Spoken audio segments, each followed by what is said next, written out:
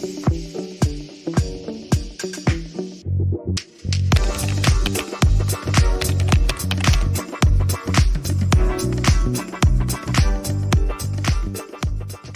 folks, welcome to Smart Living. It's been a while since I've done a podcast. I'm feeling a little bit rough. But today we were talking about consignment. That's another great way to save money when it comes to decorating your house. And so I have the owner of Airpark Consignment. Her name is Teresa Easterly. Did I get that right? Easterlin. Yes. Who I'm excited to have this. So she's been doing consignment for 15 years. She's an expert and she can give us some tips on how we can decorate our home for cheap. So welcome to the show, Teresa. Thank you. Thank you for having me, Daphne. I am so excited to have you. You know, we've got this beautiful, I love it whenever we have female owners because you guys know I'm all about lifting up women. So welcome and tell me all about your consignment store. So we have a consignment store that has been established in the Scottsdale area for the last 24 years called Airpark Consignment. Mm-hmm. And what we specialize in is in fine home furnishing at affordable prices. My goal in working with this store and in taking over the store is to always keep our prices extremely low and competitive, but to still provide a decent profit for the people who are consigning, because really they're the ones that are giving up all of this really beautiful stuff. But I always also want to make sure that when our customers are coming in there, they're able to get great design ideas. I do a lot of vignetting in the store, and that they're getting stuff at incredible prices. Okay. When you say vignetting, explain that to me. So I like to kind of create little spaces that might represent what your home or your apartment might look like. It might be a desk with a sofa and a coffee table and the chair and what kind of plant might be in the corner and the artwork that's on the wall.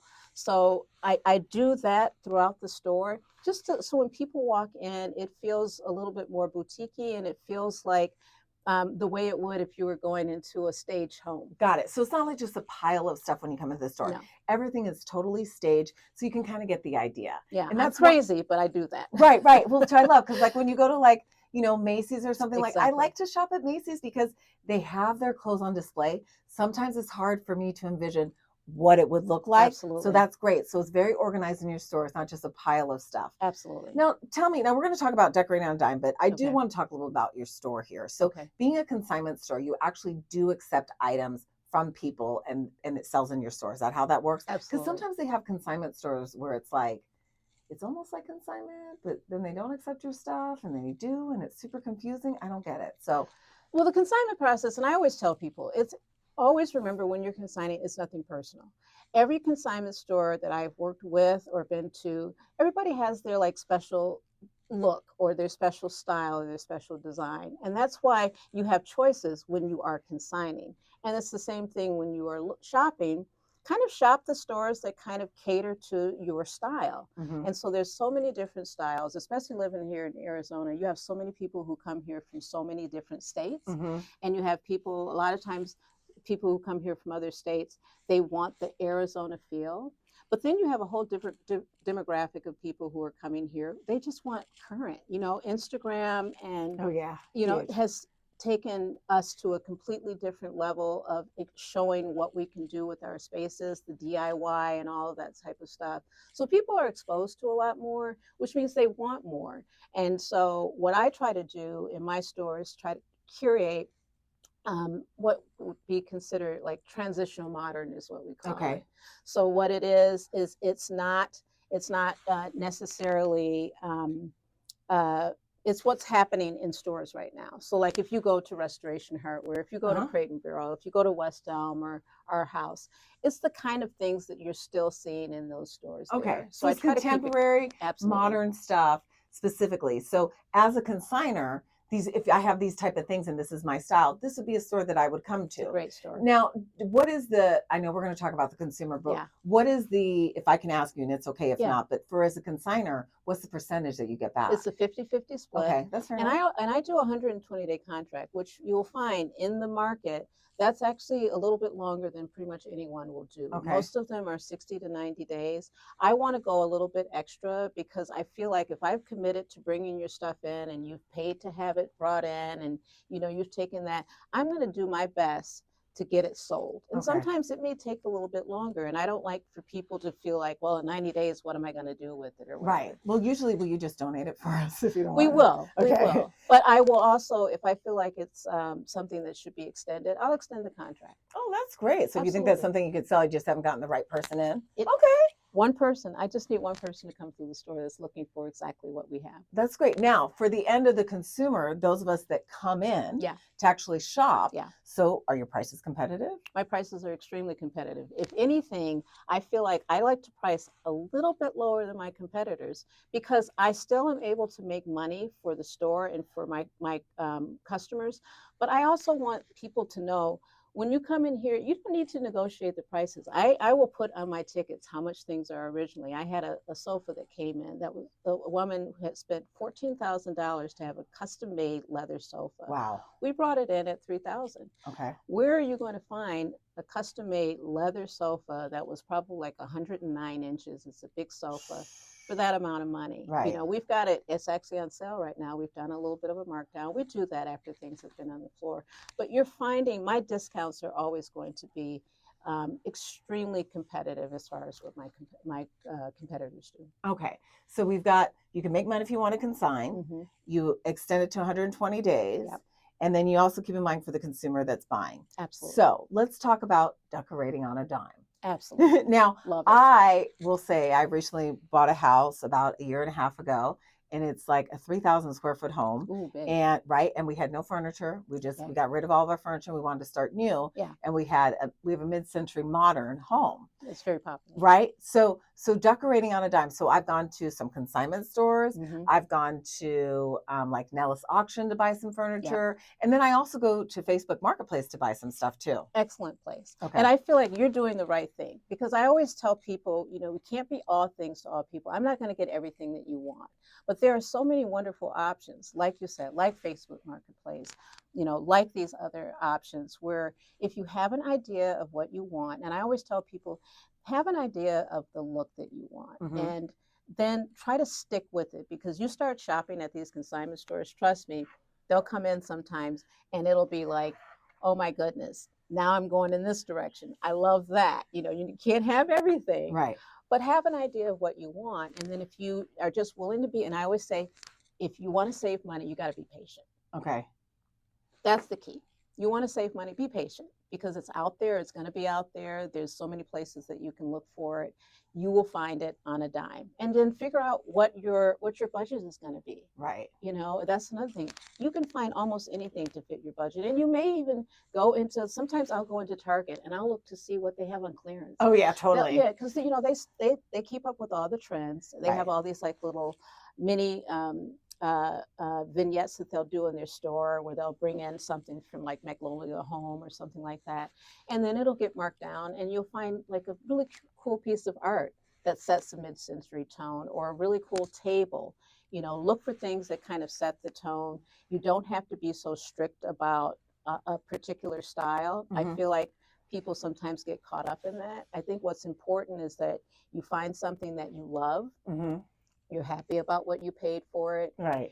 And it speaks to your personal style. Those are the three things that I always stress when anybody's doing any type of designing for their home. Stick with those things. Okay. Those are the most important things. I love it. Okay. So with consignment, now we always think like, you know, you can save a lot of money. Yeah. And you're right. I love how you said being patient, but sometimes you can't be patient. Oh, absolutely. Absolutely. So being that your consignment store is pretty much like furniture stuff. Yeah. What are some hot items that people are currently buying right now that's like really trendy that you can get in your store for a cheap price? Nightstands and patio. Oh, wow. Boy, and you didn't even hesitate on that. I'm telling you, it's crazy how this is what happens. We have people that'll come in, it's Murphy's Law. People look for the same thing at the same time, always. Right. Right? Right now, if I get any kind of bedroom, people want queen size beds specifically right now. Really? Yeah, specifically. I would say one out of every, you know, 3 people that come in, they're specifically looking for a queen bed or nightstands or both. or patio. Okay. And Patio's always hot. yeah, patio's hot, but it's hot this time of the year because obviously the weather changed Yeah. and people are kind of like, well, maybe we could get out there and dust off some of the old stuff that we have. So yeah, absolutely. Nightstands are really popular right now. I don't know why. Okay. So when you take in items, now, okay, furniture can be very subjective when it comes to pricing. Absolutely. So how do you know how to price things? So for example, let's take a nightstand. Okay. Now nightstands are made with particle wood. Very rarely do I see nightstands that are made with solid wood nowadays. Yeah. So how do you know how to price that nightstand? All right. Well, this is my process. I always want to start off, no matter what, knowing what something retailed for. So I do my research. Okay. The apps on the phone are great. Google search is wonderful. Take a picture, I can find it. So Right. I know where to start, a jumping off point. And Okay. that's where I always let people know, because when people are asking me about prices, first thing I'm going to tell them is, this is what this sold for. Right. Just so you know, this is influencing my prices. But for the most part, like, there are certain things that are way more popular and you can get a lot more money for it. Mm-hmm. So like, for instance, bar stools. Okay. All furniture is really expensive retail. Everything is so high right now, but bar stools in particular, the ratio of how much they've gone up compared to what it was 10 years ago is extremely high. Really? Patio furnitures. I mean, you're paying more for a bar stool than you would for a dining chair. It's nuts.